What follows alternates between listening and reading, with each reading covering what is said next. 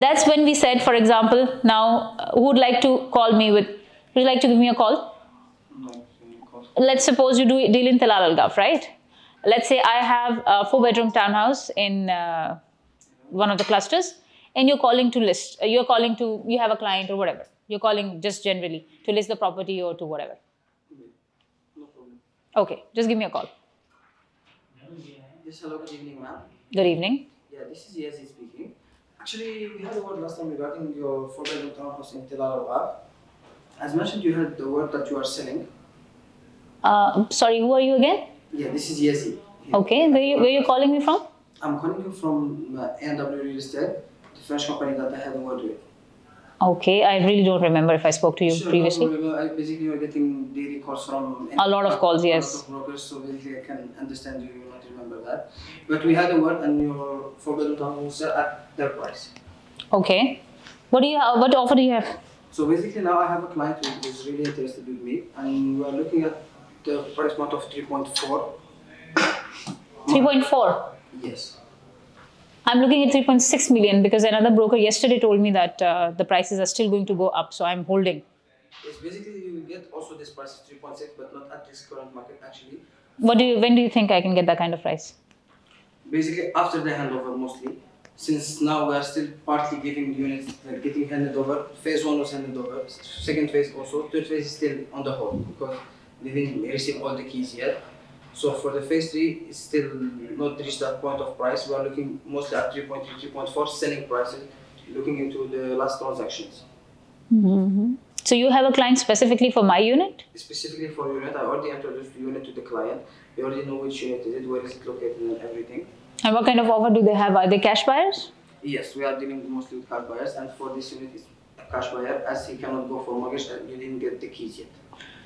Yeah, so, but you know, I told you I'm looking for 3.6 at least because that's the kind of, I know that it's a very unique unit that I have, and that's why I get like 20 calls every single day for this unit. So, and a lot of brokers have already told me. By the way, what do you suggest? Should I rent it or should I sell it? Well, if you are not looking into if you're looking for long-term return on your investment, you can wisely rent it. But if you're looking to get actual cash directly on the spot, mostly it's best to sell it at current price. And as you are saying, a lot of brokers are coming to you at high prices, but they are not coming with real offers and checks in hand. There is brokers, they will come to you with a check to tell you, yes, here is a check for 3.6, but they will not conclude. Why do you think that? That is? Because they are telling me that they can send me a copy of the check, but I'm not interested to sell. That's why I just told them that. No, that's not required. Because this is also the thing that other brokers do. They bring you checks from other companies, from their company checks, or they just represent the buyer. They bring you the check, but they will never compute just to make the prices go higher at the current rate. So basically, but from us directly, when we get the check from a client, we come directly to with a proper check from a proper client, not any company check or any other. I understand. So, but have you sold anything so far in this community? Yes, we already sold three bedrooms and 4 bedrooms unit. I sold in phase 1 and phase 2 also. Okay, and what is the price that you've sold a 4-bedroom like my unit? 4-bedroom like your unit, which is the backside of the pool. We sold the last one we sold, it was 2 weeks ago, we sold it for 3.1. So the price was not so great, honestly, because even now I'm getting checks for 3.3, 3.4. That's what I'm saying. Basically, for 3.4 at the current offer, which is my client is giving, is very reasonable at this current market price. And that's why we're looking to forward to that. But basically, as I said, 3.1 was 2 weeks ago in phase 1, which is already handed over. The unit is not handed over yet. They need to wait for the handover notice and everything. And you know that it's a bigger layout than Elan. It's the same in Elan. All the phases of Elan have the same layouts. No, but I don't have in Elan. I have in Aura. Doesn't matter. We spoke about Elan. Just kidding. No, still. So, what's the rent do you think I can get?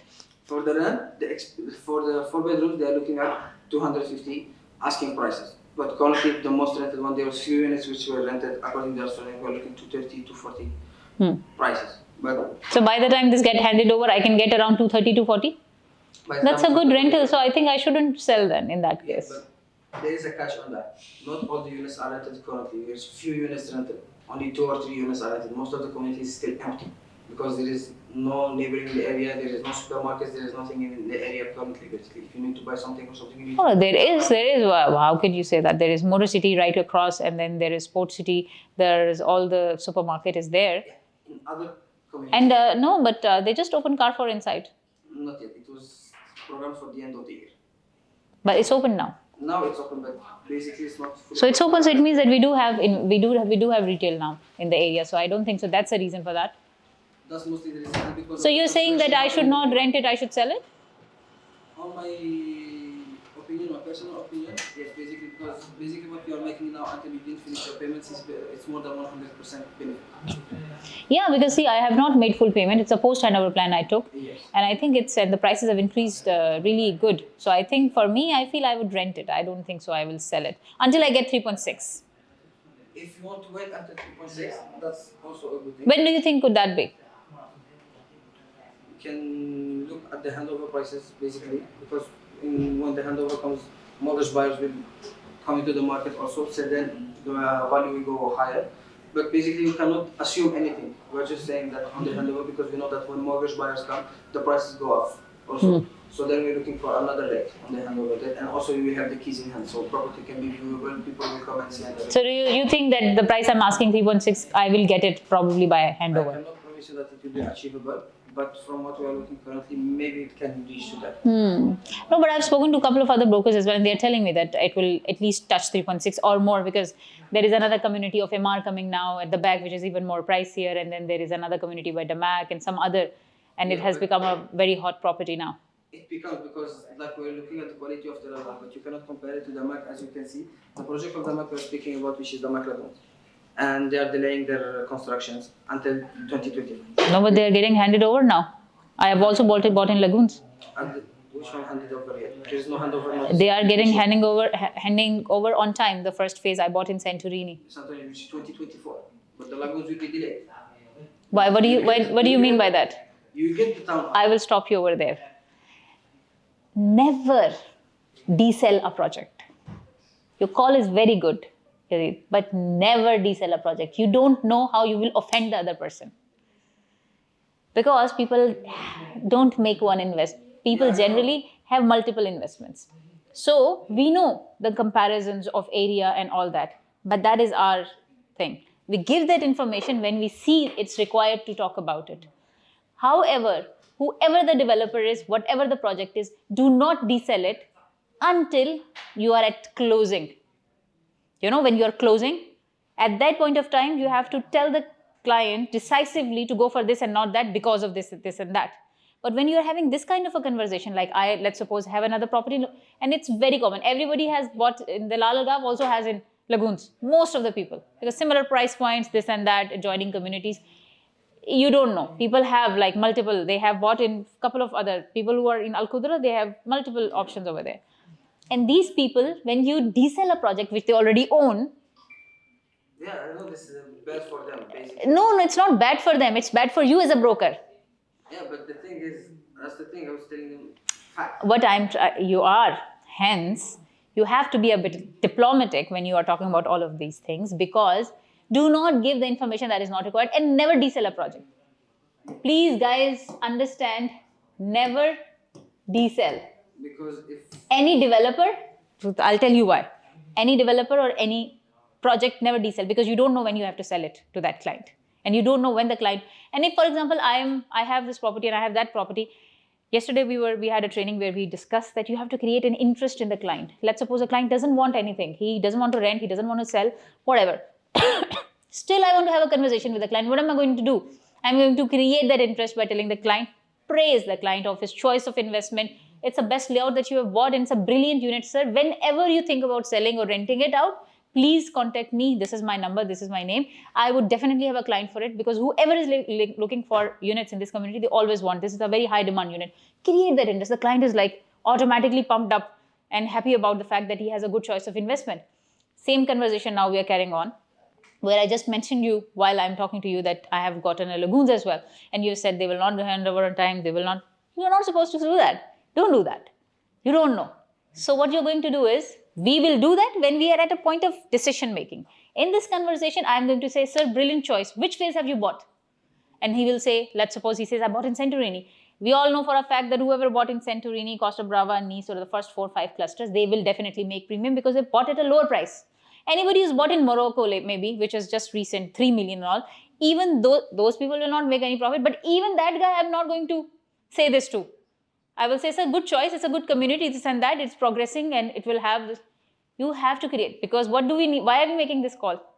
To have a conversation and to create a rapport with the client. There will be a time where you'll have to state the fact, but now is not the time. Not in the first call, it's so strongly and to dissell. The first, when you listen. Basically, sorry, cut you. When I was working in Tel Aviv, basically, all the sellers over there, I spoke to them. But the thing, they don't remember.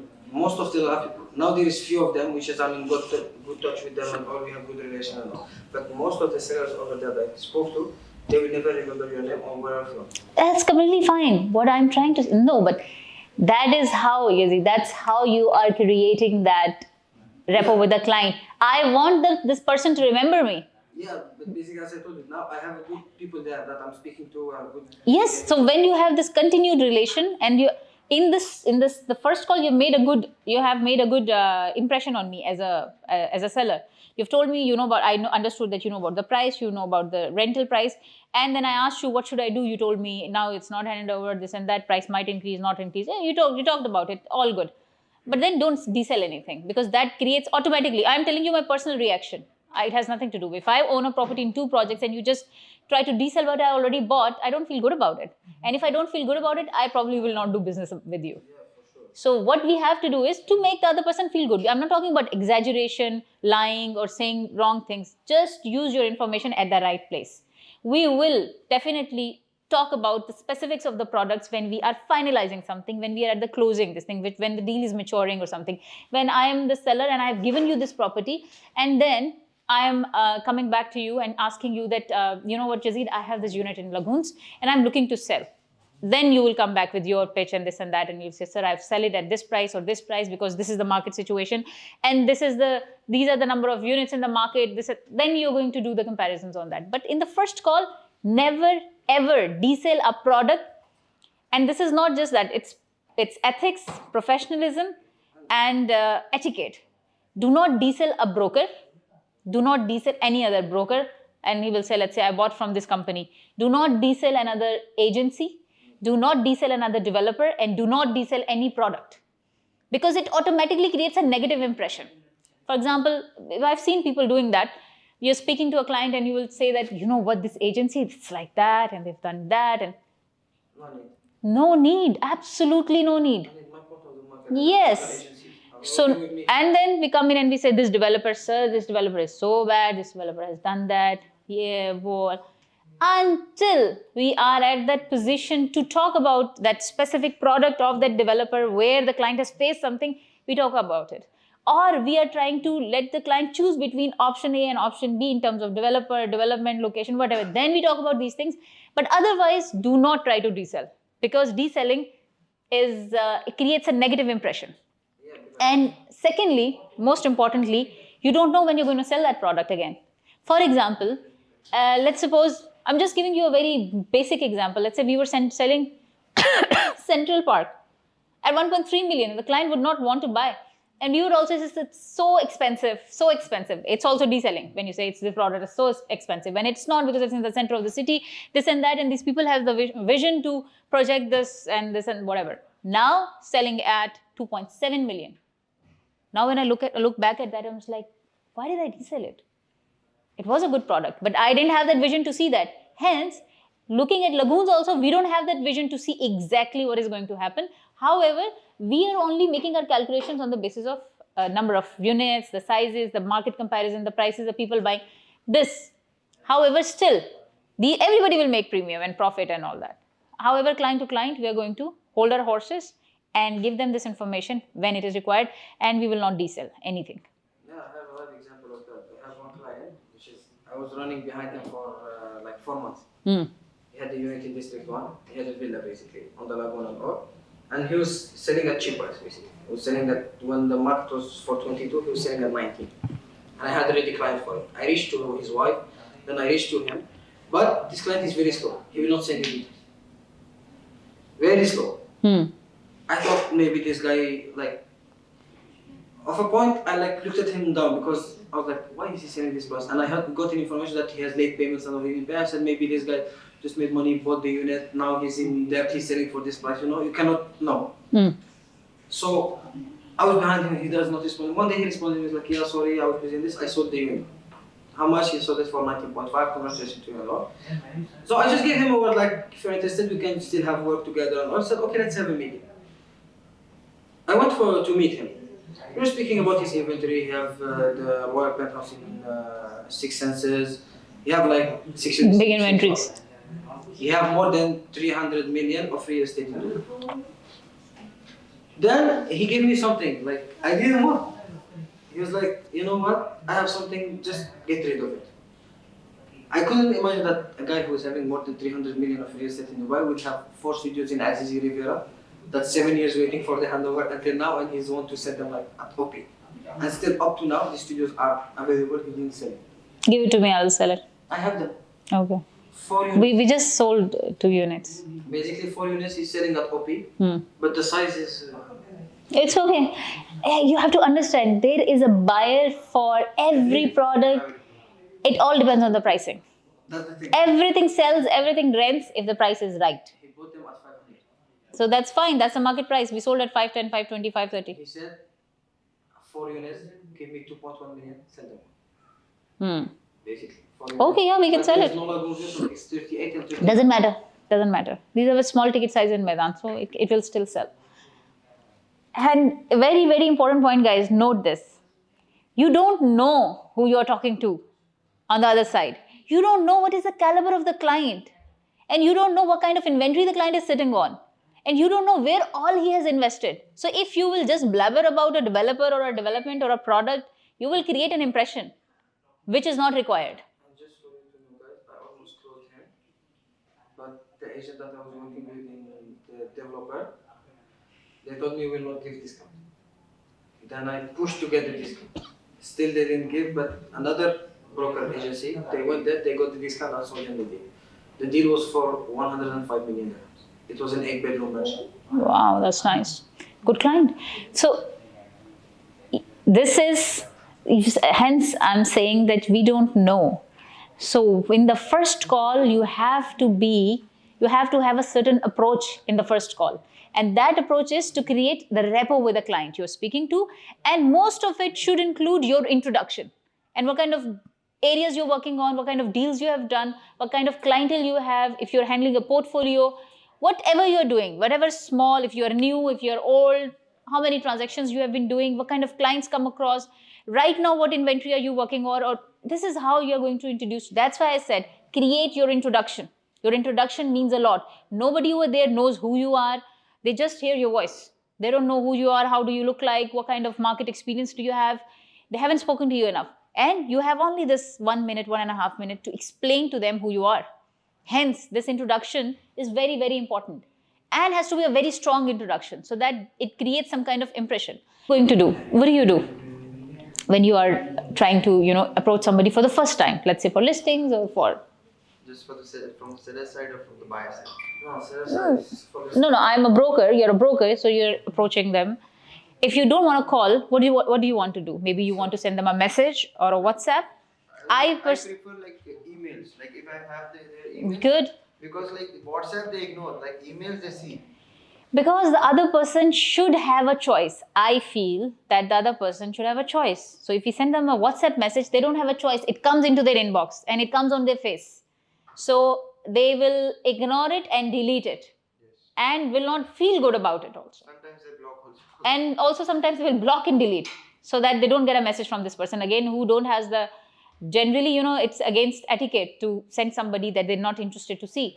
Rather, send them a text message. They have a choice to ignore it. Or send them an email. They have a choice to ignore that too because it reaches them and it's up to them if they're impressed. If they like it, they will respond to you. Because every rich guy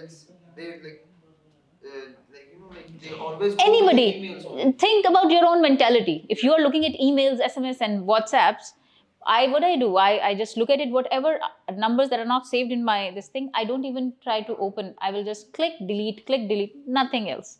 Most of the people do that. But maybe, and for me, A text message is more important than a WhatsApp message. An email is rather more important than a WhatsApp message, because every Tom, Dick, and Harry will send a WhatsApp message. And this SMS or this email, whatever you are making, you can still do that, because a lot of people use WhatsApps. That's why we're using it more. But then it doesn't give you that. It doesn't give you that power. You're just somebody who just sits into somebody's inbox just like that, and they have to see who there is a message comes into their eyes. Unless and until they're not talking to each other. Yeah, until or unless they're interested, they will reply. But otherwise, they will not feel good about it. Understand, guys? They will not feel good about it. And we don't want that in our They feel first. like they are getting my private number. How they are getting my private Yes, number? people feel offended.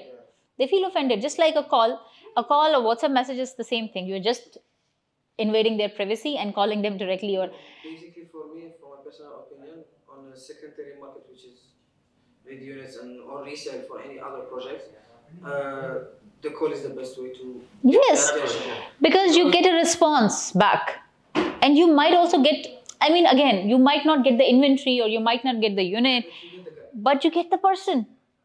That is more important, to create that relation, to create that rapport, to have the opportunity to speak to them, and maybe then you can send them a WhatsApp message.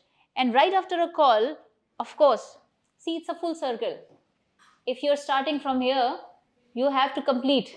And a lot of people do this. They start it, but they never complete. Because they will remember it definitely. I had this last time. There was one guy, he had a unit in Aura.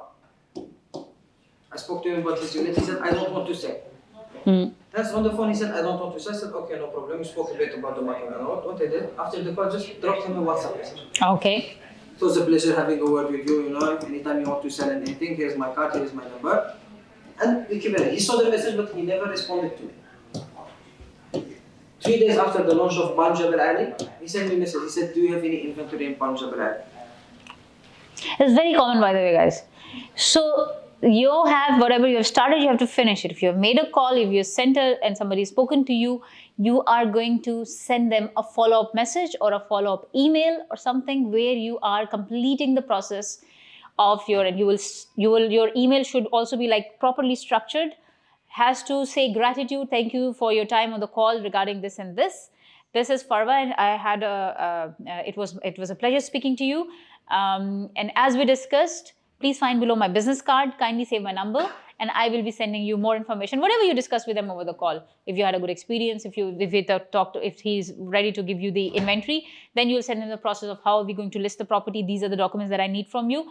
If you have, if the person has said that, okay, you can contact me, I will save your number, just send them your business card and a quick brief introduction again, so that they can save and remember later on who you are. Or if the person has said that if there are new launches coming in, please keep me posted, I might be interested, or my friends might be interested. Again, send an introductory thing, or tell them that we have certain launches coming in these areas, and I will be sending you the information accordingly. This is how you create rapport with a client. And that doesn't happen with just one call or one message. It's a long process. Most of the time, on an average, or organic lead is closed in 6 to 8 months. It takes time, because you are creating that. Because at that point of time, when you close, this is definitely, I can bet you with that, it is not going to be one closing. It is going to be multiple closings, and it will keep on happening every year. These will become your recurring clients. These clients are the ones which will come back and also bring their neighbors and friends and family and everybody else. That is how. So there is no shortcut here. People think that I will make one call and this person will come and buy a 100 million property. That doesn't happen. And sometimes creating FOMO is also good, like fear of missing out. Like if you're, It does. Yeah, it does. It does work. if the serious buyer, like, and facing the problem of 3.4 to 3.6, like then you can. No, but create to be honest, for the point of 3.4 to 3.6, it can be closed. Yeah, it can be closed. It's very basic. Find the ground. Because see, what we were talking about this project is not handing over now. It's handing over in another year. And in that time, do you think 200,000 will not increase? Of course. And then at the time of handover, even without any reason, prices increase from one, because the mortgage buyer comes in. When the mortgage buyer comes in and they want a unit, they will keep on increasing the price. And that increases the price overall. So that's not a... Sellers are stopped selling their projects right now. Yeah. Sellers, like very less. Like if they are asking like. Till handover, they know that they will get the best prices by that time. In Bruges, the cheapest I have is 2.85. Yeah, and they were bought at They bought it at 1.8. 1.8. 3-bedroom type B? Just imagine this La Rosa now is selling at 1.3 million. This guy bought 1.3 million is the prices, and now the market is touching 2.2, 2.3 million. Sorry to cut you on this. They bought for 1.2. 1.28 was the starting price for Tilal They're Gap. selling for 2.8. 2.8. 3 bedroom. 1 million on top of it, and that is a market price. Yeah, by the way, rent. 6 million on top. Oh yeah, 1.6 exactly. So the thing is that what you have to again, coming back to our calling, what we have to do in the start is to create that rapport with the client, to have that that is why I want you guys to prepare your introduction. Fahad, I want you are an area specialist in Arjan. So you have to prepare your introduction as an Arjan specialist, and please pick up the building that you want to work on so we can prepare, so that if you initiate a call with me right now, I would be able to counter you and you will be able to tell me what are the prices of rent and sale and all. There can be different kind of responses from the other side. But what our task is to keep the call a bit longer so that we can engage the client's interest and we are able to send them a message. And tomorrow when we call them, or after 2-3 days or whatever, they should remember me. That, oh, this is me. I've spoken to you the other day, sir, and you have given me your unit and I have offered it to my client, but at that time the client was not interested. Now I have another client and he's very interested. So please, if you can send me, if the person hasn't given you the inventory that day, hasn't agreed to listing the property with you at that day, maybe after a few days he will. Try again. And what I always like to do for me, at the end of the call, I always say my name and my company again. Yes, so that they what do we call this word? So that they remember it. Because when you say, hi, my name is Yazid at the first call, then you speak with him for 30 minutes. Let's say, a long call with the guy, 30 minutes. Then what I do, like I just drop the message like I'm going to call you at this time, like after half an hour, then they only reply like, okay, don't call me at this, call me at 5 to 6 or something like I'm busy or something like. Then it's like. That is, again, you have a reason to call them again. Yeah. And then they will give you that reason. But until you create that impression in the first call, they will not. Yeah, of course. They will, otherwise what is going to happen next time, they're not going to pick your call. Yes, the thing is, speaking about Muruj for that, I sold very well in Muruj, basically in West. First unit I sold there was of 3 bedroom, we sold it for 2.05. So we have 1 week later, the market cost was 2.2. Cannot go back, unless we signed everything. Basically it was unit here. Then I sold the neighbor's unit. Then I sold the third unit, which was the third neighbor. Basically that line, I sold it myself from secondary market. But the price is 2.05, 2.3, 2.5. Of course, that's how the market One goes. line, Three different prices in 4 months. in 4 months. Yeah, because the price was consistently increased. Now also look at the pricing. It has gone Type A are going for 3.2. 3.2.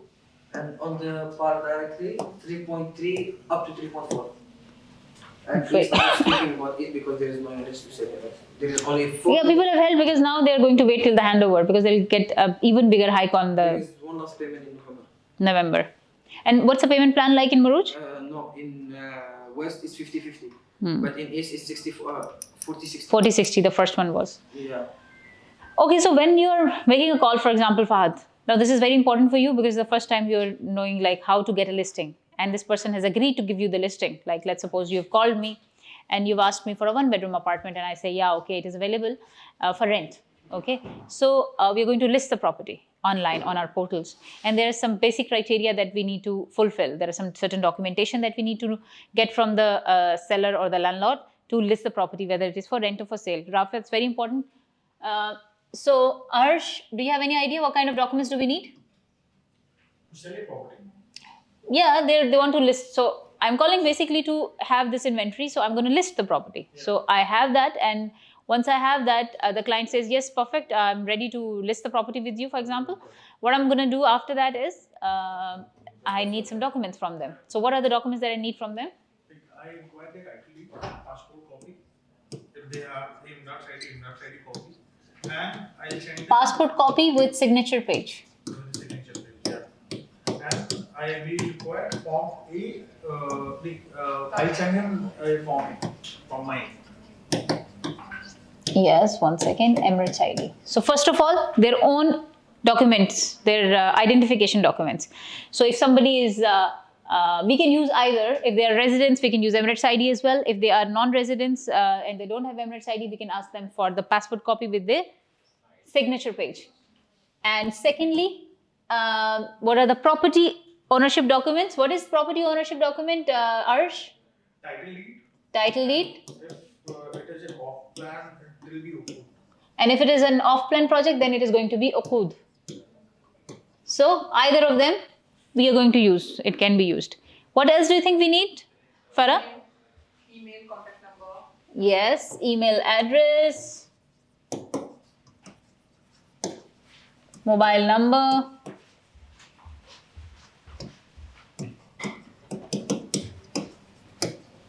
Is there anything else that we need for listing the property online? Yes, then the rent, how much they is required. Of course, the price confirmation, and Listing form. listing form. Listing form, which is also called the form A. And or in case of NOC for the signature of the and listing form, if we are renting a property, then we will take a listing form, we'll get it signed from the owner. It's called an NOC, where it will state that this is the price. Let's suppose this guy wants to sell property for 1 million, or let's suppose wants to rent for 100,000 in 4 checks. So this information with the property information and the owner's information will be mentioned on the listing form, and it will be signed from them. Or if they are looking to sell the property, we have to get the form A, and form A has to be from the broker app. I will introduce you guys to the broker app in the next training. From the broker app, we will access the form A, put in the documents and details, and create this online form. And this online form will there will be a link that will go towards a message will go towards a message, and an email will go to the owner. They will open it, accept it, and there is a token which will be generated on the listed mobile number and email address. And that's how the form A is done, and it's an electronic form. Then you can download it and use it when you are listing the property on the portal. Okay, this is the very, very basic process. And this you can also put in an SMS or an email. Create a format for this where you will write, let's suppose if I have spoken to you and you said that yes, I will give my property for listing, I have to send a follow-up message back to them and say that thank you very much, Mr. Fahad, for your time on the call. It was a great pleasure speaking to you. As we discussed that you are listing your one-bedroom apartment in Bengati Canal with us, kindly note that we need the following documents to list the property, which includes your passport copy, Emirates ID, title deed, okud, the email address, mobile number, this and that, and the amount and the number of checks or the sale price. Okay, and then inform them that this is a RERA process, hence we need this confirmation from your side. It's a consent that you want to list the property with us. How many brokers can, so there are 2 types of, you've done it? Yeah. Maybe take a picture if you haven't, you've written down, guys, it's important. We will do forms later on, but just a few important things, that there are different types of listings. There is an open listing and then there is an exclusive listing. Farah, what's an exclusive listing? that the owner will share with you only. On brokerage, and when you click, whenever you're making the form A, and you will check that point where it says exclusive. Nobody else can create another form A against that property until this form is cancelled. And that becomes an exclusive listing. Means only that brokerage or that broker can sell it. And if somebody else comes in, they have to share the commissions with them. And then there is open listing. What is open listing, Harsh? At least 3 agencies or broker can work on a specific property. Okay. Open listing means that there's no exclusivity. So if I'm an owner, I can give it to you, Fahad, I can give it to you, Rafi, I can give it to you, Harsh. But the compulsion is about only 3. So you can give it to 3 different brokers. Or you can sign the form A with 3 agencies. The 4th agency, if they will try to create this form, it will be an error and you can't create a new form. So this is also very basic information, but it's very important. We have different types of forms, but form A is basically between the brokerage and seller. So whenever you are listing a property, whenever you are calling, you're going to get a form A signed. for listing the unit with us or putting it on the portal. This is very important, and make sure we try our level best that we get an exclusive listing so that we can have full control on the property. However, most of the people these days, they don't like to give exclusive listings until they have a repo with you, especially in our case, if we are new brokers. We are going to try our level best to at least have the listing, even if it is an open listing and two other agencies are working on it, but you still should get that because anyone can click a deal. Once we have everything, we put it online and then we start getting leads from there, and that's how we can do a closing as well. So for today, this is all. Keep this on, and once we are going to do the next training, we are going to start with the processes, and we'll talk about the listings and how to create forms and everything else.